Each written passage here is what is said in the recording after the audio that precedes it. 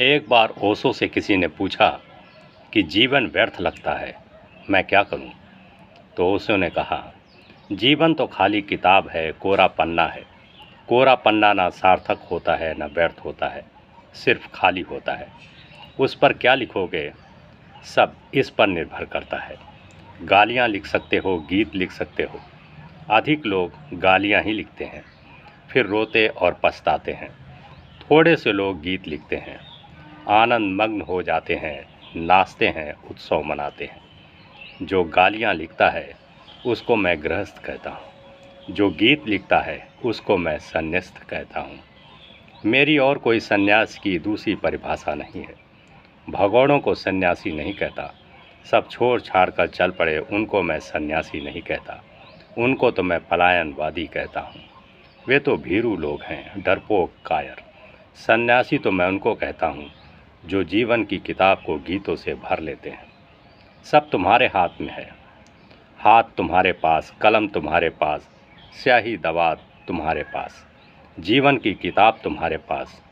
परमात्मा ने तुम्हें सब दिया है, लिखो। तुम कहते हो जीवन व्यर्थ लगता है, लगेगा ही। अगर गलत सलत लिखोगे तो व्यर्थ ही लगेगा। बिना सोचे समझे लिखोगे तो व्यर्थ ही लगेगा। अगर तुम जीवन की किताब में कुछ ना उगाओगे तो भी कुछ तो उगेगा ही, घास पात उगेगा। और तुम आशा रखोगे कि गुलाब के फूल खिलें, ना सुगंध उठेगी, ना फूल खिलेंगे, ना भंवरे आएंगे, ना तितलियां उड़ेंगी, ना पक्षी गीत गाएंगे। फिर तुम कहोगे जीवन व्यर्थ है। जैसे कि जन्म के साथ ही तुम्हें जीवन मिल गया, जन्म के साथ केवल अवसर मिला है, जन्म के साथ ज़मीन मिली है। अब यह ज़मीन तैयार करो, इसको गोड़ो, पत्थर अलग करो, घास पात की जड़ें खोदो, बीज लाओ।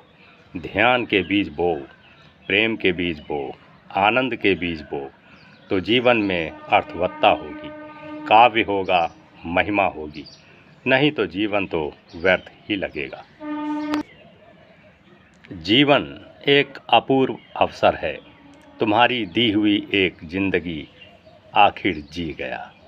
सुबह शाम कड़वे तीखे, उबलते गरल सरीखे, जो भी मिले जाम उठाया, उठाकर पी गया, एक जिंदगी जी गया। अंगार चुगे, फूल कलेजे का जला, दिदोरे बहुत बहुत उठे, भला ही हुआ जीवन का यह दिया मुआ, जलाए बिना जलता ही कहाँ, सुगंध भरा यह धूप गलता ही